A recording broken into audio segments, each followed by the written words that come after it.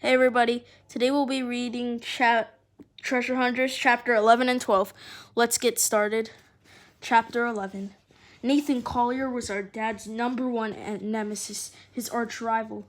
Collier, another treasure hunter, was forever trying to snatch our finds out from under us or take credit for discoveries we've already made. Because he wasn't very good at bringing anything up from a dive besides old tires. Number one nemesis, Nathan Collier. "You're doing business with Collier?" said Beck. "As I said, I'm a businessman, eager to do business with those eager to do it with me. I thought you were our parents' friend." "Oh, I was. Unfortunately, as Storm so eloquently pointed out, your parents are no longer, shall we say, available for me to be friends with. Perhaps Nathan Collier can find items so I can desperately desire. As I mentioned, he will be arriving in under an hour to discuss the matter. You don't need Collier. If Dad said he was bringing you your treasure, then it's definitely on the lost." "Bick's right. We'll honor your agreement with Dad, but you don't get to take your treasure till you hire a crew to fix our boat." Even though she's only 12 years old, Beck is, if you ask me, one of the toughest negotiators in the world. My twin sister could talk a dog off a meat truck. Such demands, oh my. Louis was chuckling so much his blueberry cheeks were shimmering. Very amusing indeed.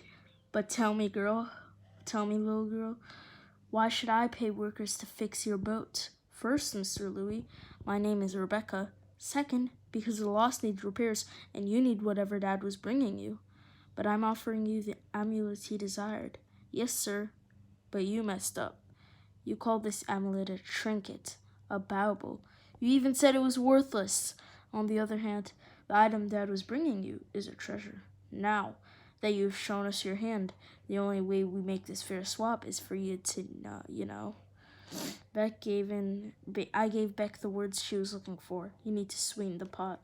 "Exactly. Sweeten the pot with a couple of days of free boat repairs. You'll find a fix-up crew to work on the lost for 2 days. When they're done, we give you your treasure." My. You drive a hard bargain." Beck shrugged. "I'm my mother's daughter. Deal or no deal?" Louis ran his tongue up his upper lip to swipe away some of the sweat beading there. "Deal.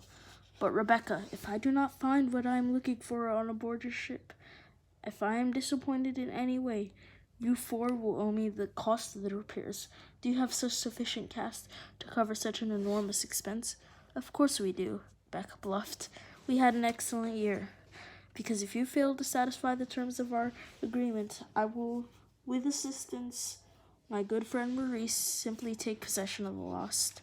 "In other words, 2 days from now, if we didn't give Louis what he wanted and couldn't pay for the repairs, he and his iguana-loving buddy with the AK-47 would come to take our boat away from us.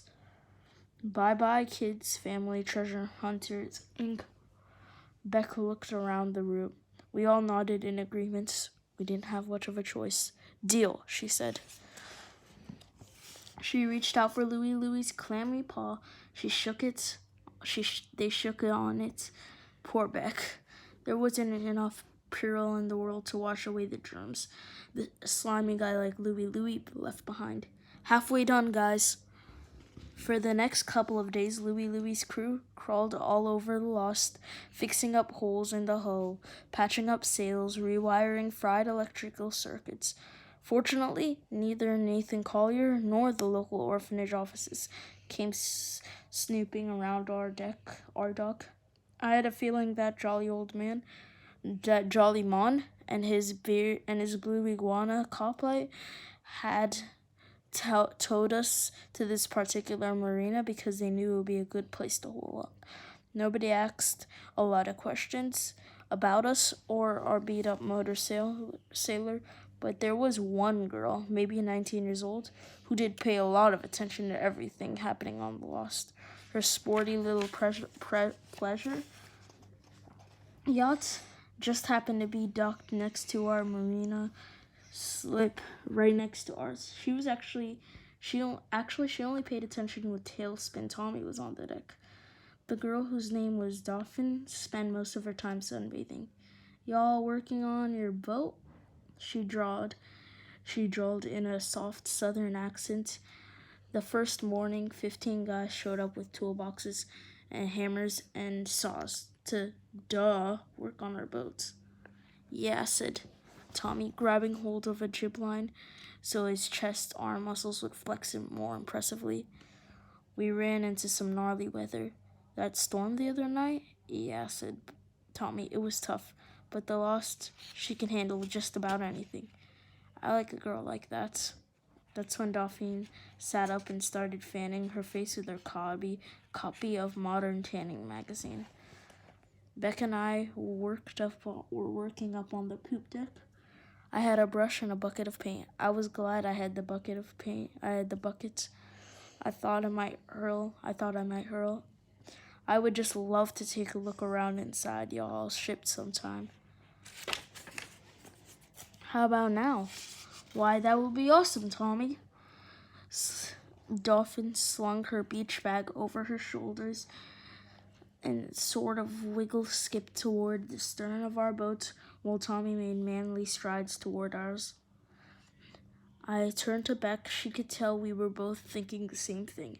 Intruder alert! We dropped all of our tools, scrambled down the ladder, followed Tommy and Dolphin to the dockhouse. We picked that puppy off the coast of Peru. Oh my, gushed Dolphin.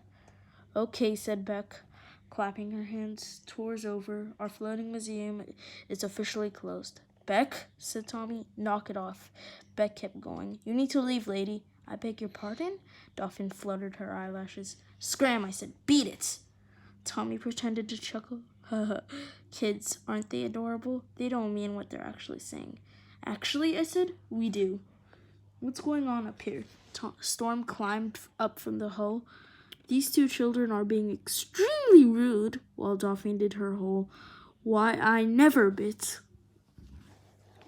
Storm scanned the walls as the way she'd scanned the law book. She whipped around and shot a look at Beck, who was standing closest to what Dad used to call our pirate protection closets.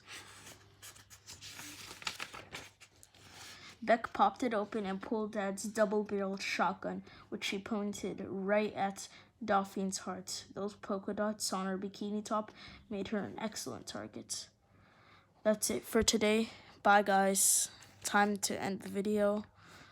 See you guys tomorrow for chapter 13 and 14. By the way, chapter 11, 10 and 11, and 12 and 9 and 10 and 11 and 12 are posted on the same day. Bye, guys.